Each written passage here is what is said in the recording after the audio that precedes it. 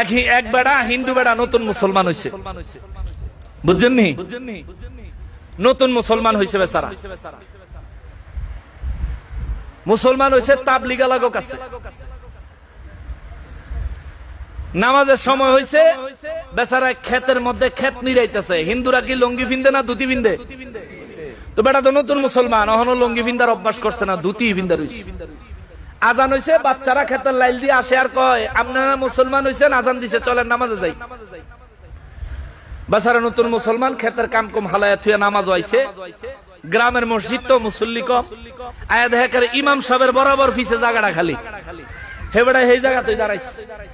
নামাজও দাঁড়ায় যখন সেজদা দিছে, বেচারা তো ধুতির ফাঁক ফোকর একটু বেশি থাকে না, তো ফোলা ফাইন দাঁড়াইছে বেটার পিছে। মুরব্বীরা নামাজের সেজদা দিলে ফোলা ফাইনে কিন্তু মাথা উড়ে উড়ে দেখে কাটায় কি করে, দুষ্টামি করে না। ফোলা ফাইন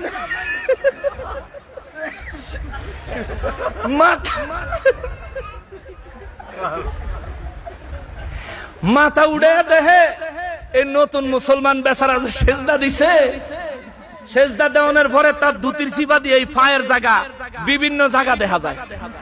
তো বাচ্চা মানুষ তো ওরা বুঝে নাই, ওরা পিছন থেকে দাঁড়ায়া পাশার মধ্যে দিছে লাথি।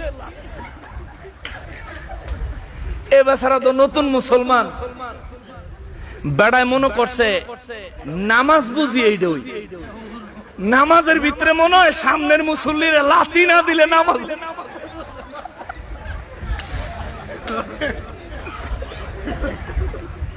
এবারে দাঁড়াইছে ইমাম সাহেবের পিছে, হে বেড়ায় উঠটা ইমাম সাহেব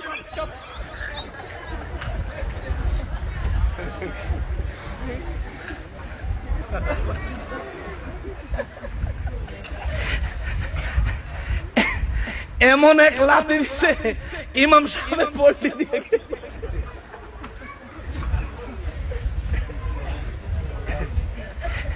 ইমাম সাহেব চিন্তা করতেছে, ওরে বাবা আল্লাহর গজব।